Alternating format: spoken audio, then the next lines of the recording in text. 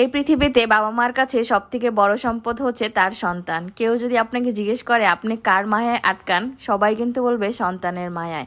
9 মাস হচ্ছে গর্ভে ধারণ করা, সিজারের কষ্ট, খেতে না পারার কষ্ট, এই সব কিছু কিন্তু সন্তানের মুখ দেখলে প্রত্যেকটা বাবা মাই ভুলে যায়।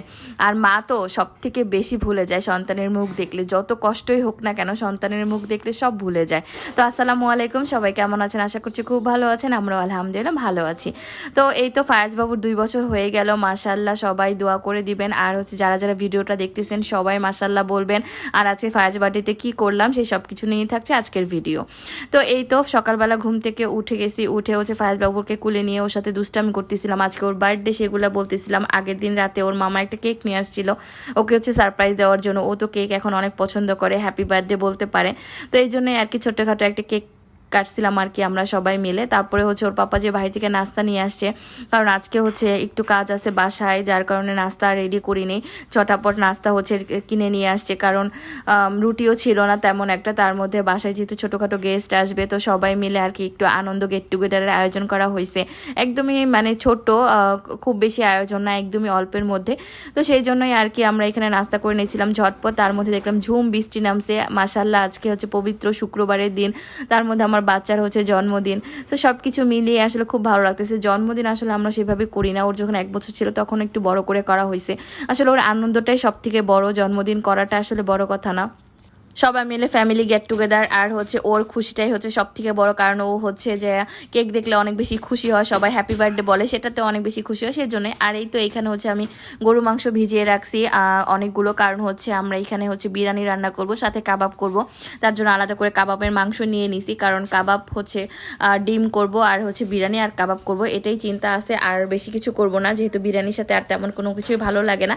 তো এখানে হচ্ছে কাবাবের জন্য মাংসটা একদম ছোট ছোট পিস করে আমি একদমই বুটের ডাল দিয়ে একদম ব্লেন্ডার করে নিছি সব কিছু করে। আর দেখেন রান্নাঘরে যা তা অবস্থা হয়ে আছে। তো একজন খালাকে আমি নিয়োগ দিছি, কারণ হচ্ছে আমার হেল্পিং হ্যান্ড আসতেছে না আজকে 2 দিন ধরে, ওনার বাচ্চা অসুস্থ, যার কারণে আরেকজনকে নিছি। তো সে হচ্ছে টুকটাক কাজ করে দিচ্ছিল। এখানে মাংসটাকে আমি হচ্ছে এখানে কষাবো, রান্নাবান্না বসিয়ে দিছি বড় পাতিলায়। আর হচ্ছে এখানে কাবাবটাকেও রেডি করে ফেলছি, কারণ একা হাতে যেহেতু সব কিছু করতেছি, জানি না কেমন হবে। তারপরেও হচ্ছে খুব কষ্ট হয়েছে সব কিছু করতে, বাট তারপরও আলহামদুলিল্লাহ সব কিছু যে সুন্দর মতো আমি আয়োজন করতে পারছি এটাই। এই তো মাংসটা মোটামুটি কষানো হয়ে গেছে, সাথে হচ্ছে একটু ভিডিও করছি। দেন হচ্ছে ডাইনিং টেবিলটাকে একদম সুন্দর করে হচ্ছে আমি সাজিয়ে ফেলছি, কারণ একটু সুন্দর একটু ভাইব না হলে কি ভালো লাগে বলেন? সবাই মিলে খেতে বসবে, যার কারণে হচ্ছে আমি একদম সুন্দর করে সব কিছু দিয়ে সাজিয়ে গুছিয়ে ফেলছি।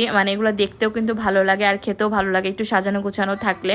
তারপরে হচ্ছে আমি কাবাবগুলোকে, যেহেতু একদমই লাস্ট সময়, কাবাবগুলোকে ভেজে ফেলছি, গরম গরম খেতে ভালো লাগবে, তার জন্য আর কি কাবাব ভেজে ফেলছি। এখানে হচ্ছে এই তো দেখেন অবস্থা খুবই খারাপ, ডিম ভেজে ফেলছি, ডিমগুলো একদমই নষ্ট হয়ে গেছে।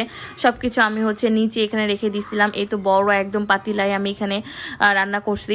তারপরে হচ্ছে গিয়ে আমি কাবাবটাকে একটু করে ভাজতেছি। আর সব কিছু আসলে এলোমেলো হয়ে আছে, এগুলাকে সব ক্লিন করতে হবে। আর ডিমগুলো একদমই কেন জানি নষ্ট হয়ে গেছে করার সময়, মনটা এত বেশি খারাপ হয়েছে। তো যাই হোক, তারপরও আর কিছু করার নাই।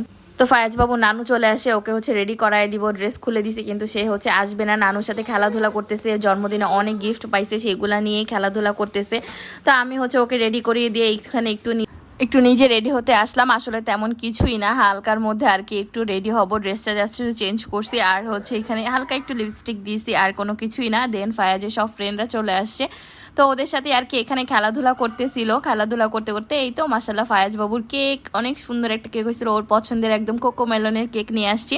তো কেকটা মাশাআল্লাহ এত মজা ছিল, খাবারও অনেক মজা ছিল, কিন্তু এরপরে হচ্ছে আমি কোনো ভিডিও করতে পারি না। আমার ফোনে স্টোরেজ কেন ফুল হয়ে গেছে আল্লাহই জানে, অনেক ভিডিও জমা ছিল, যার কারণে হচ্ছে স্টোরেজ ফুল হয়ে গেছে, আর কোনো ভিডিও করতে পারিনি। তো সব কিছু আলহামদুলিল্লাহ ভালো ছিল।